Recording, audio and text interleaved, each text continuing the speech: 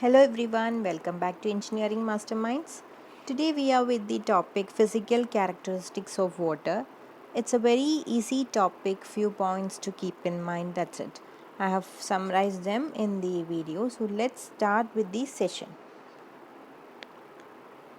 So today we are discussing the physical characteristics of water. The first one is the turbidity of water. So turbidity is measured by a turbidity rod or turbidimeter with optical observations. It's a direct rod or meter. We can directly measure the readings. Expressed as amount of suspended matter in mg per liter or ppm. So the turbidity of water is expressed in the unit milligram per liter or ppm. ppm is parts per million. So the standard unit is that which is produced by 1 milligram of finely divided silica in 1 liter of distilled water. So that is the standard unit for the turbidity. So we have a few types of turbidimeters. So the first one is the simple one, which is the turbidity rod. So to measure the turbidity in the field, it's not used in the lab, it's used in the field measurements. It consists of a graduated aluminum rod to give turbidity directly in milligram liter. Turbidimeter, it is a instrument which is used to measure turbidity in the laboratory and on the principle of measuring interference caused by the water sample to the passage of light rays. So turbidity rod is the one which is used in the field, and turbidimeter is the one which we are using in the laboratory, and it works on the principle of measuring interference caused by the water sample when the light rays are passed. Next one we have is the Jackson's candle turbidimeter. So we use this type of turbidimeter for measuring the turbidity of the natural sources of water. The fourth one is Bailey's turbidimeter. One of the two glass tubes is filled with water sample and the other with standard water solution of non-turbidity. The electric bulb is lighted and the blue color in both the tubes is observed from the top of the instrument. So that is how the turbidity is measured with the Bailey's turbidimeter instrument. The fifth one is modern nephlometer. It is used to measure the turbidity which is less than 1 unit. That means the water which is having low turbidity, we are using the modern nephlometer, and the unit will be NTU, nephlometer turbidity units, and FTU, which is formation turbidity units. The sixth one we have is the ratio turbidimeter, which is used to measure turbidity of river water which has maximum amount of turbidity. So we have 6 types of turbidimeters, so it's well explained here. So just remember what are those, which are the ones which we are using for field measurements, and which is a turbidimeter which is used for laboratory experiments and all, we need to remember.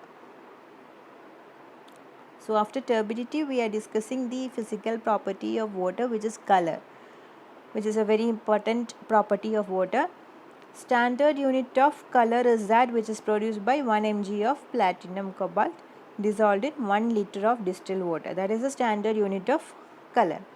For public supplies, color on cobalt scale should not exceed 20 and it should be preferably less than 10.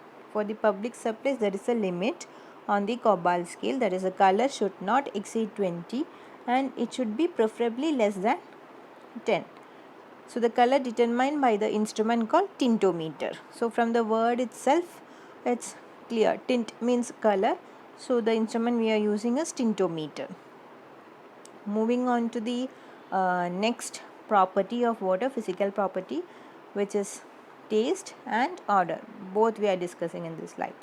So the first one is odor intensity, extent of taste or odor present in a sample of water. So what is odor intensity? It is the extent of taste or odor present in a sample of water. So water to be tested is gradually diluted with odor free water, and mixture at which detection of odor by human observation is just lost is determined.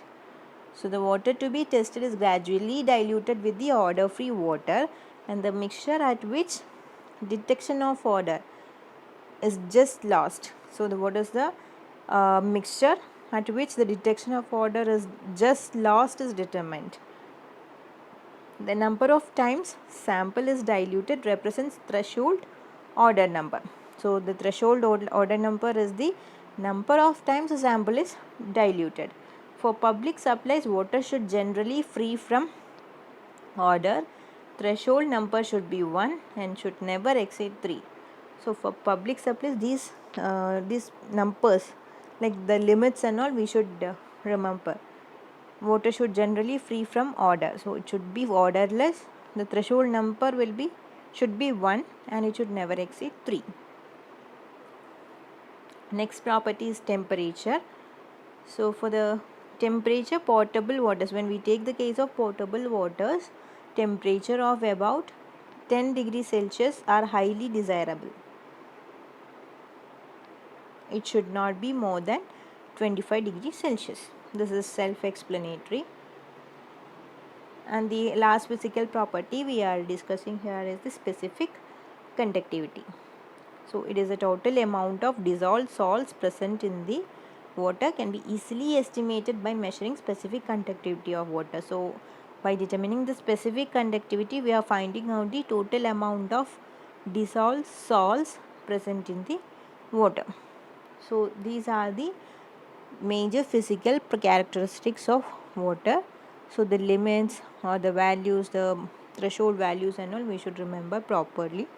So tomorrow we will be discussing the chemical characteristics of water, which is also very important, which is somewhat more wider topic than the physical properties. So see you in the next video. Thanks for listening.